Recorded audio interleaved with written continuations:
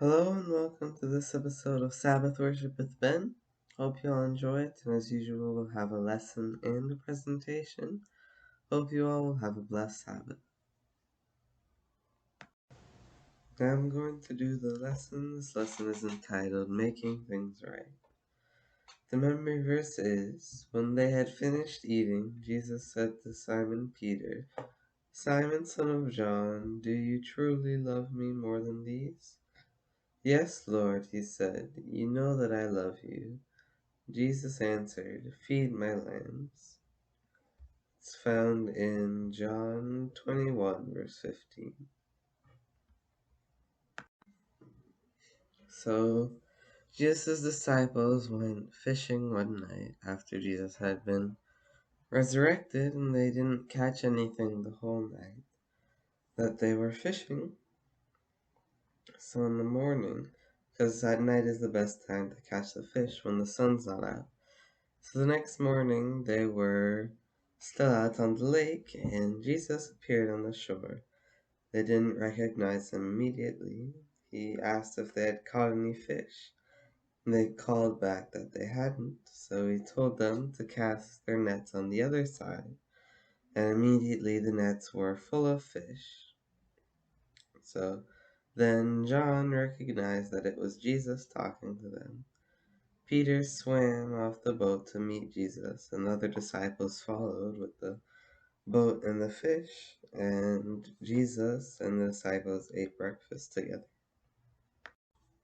After this, Jesus went to Peter, and he asked if he loved him more than these, meaning the disciples. Peter responded that he loved Jesus.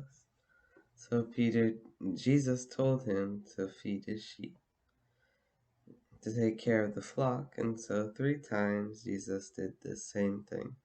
He asked Peter if he loved him, and Peter responded that he did.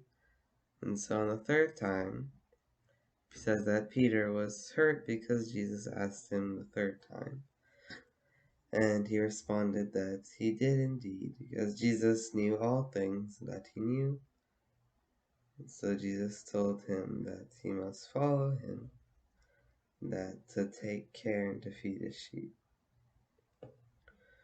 And so Jesus told him to follow me. And so apparently the disciple Jesus loved, John, was following as well. So John asked, what about him? And Peter asked, what about John? And Jesus said that if he wanted him to stay alive until he returns, it meant nothing, that what Peter needed to do was follow Jesus.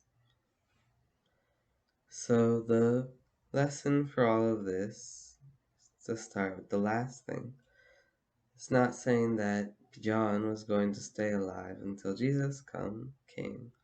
Jesus was just telling Peter that what was important for him to focus on was himself, not on what the other disciples were doing or their condition. And that goes back to why Jesus asked him this. It was to redeem him and to test Peter in a sense after his betrayal. And Jesus had already forgiven Peter, but Peter perhaps hadn't forgiven himself. And the disciples needed to trust Peter if they were going to work together for the ministry. And so you can see Jesus was working with Peter to get him help to overcome his failures and his flaws. Finally, Jesus is simply helping the disciples in the beginning. They don't even realize it's him. It's a reminder that Jesus is always there to help us, whether we realize it or not. It's only if we'll let him help us. If the disciples hadn't listened and had simply returned, they wouldn't have caught any fish.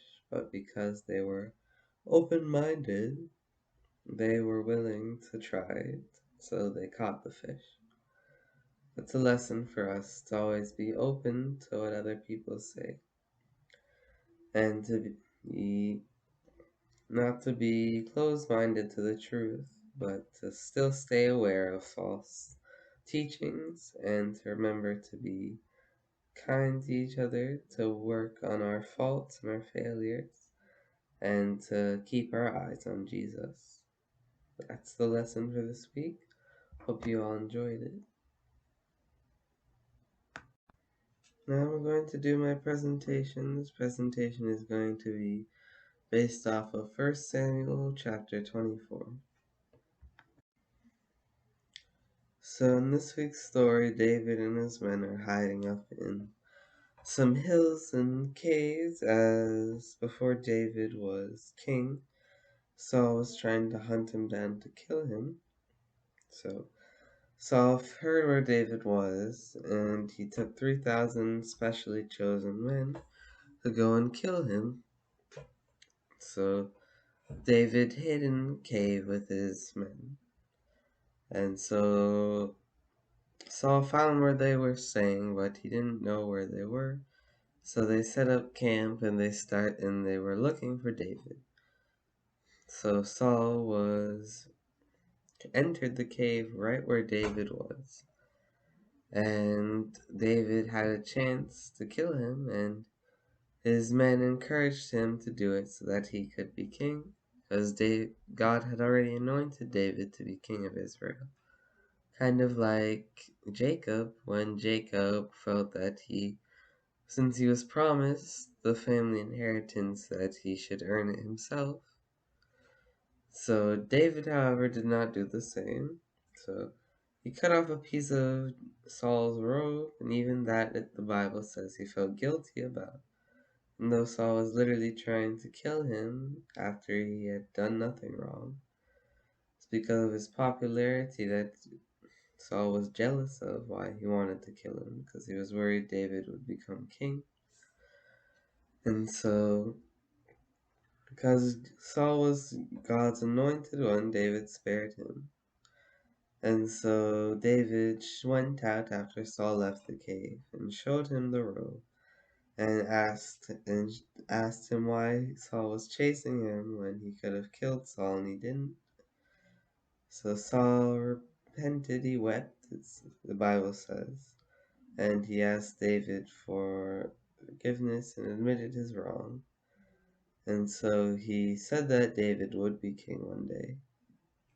He said that he saw it, that David would be king, and then he returned home. But David didn't go with him because he knew that this was only temporary, that eventually Saul would forget about it and go back to chasing him. So eventually Saul would die on the battlefield and David would become king. Because of David's patience here, we can see that he truly listened to God, that he had a connection with God, and he respected God, because God had made King Saul king. So even though he wanted to kill David, David didn't want to kill him. So David's giving us a good example.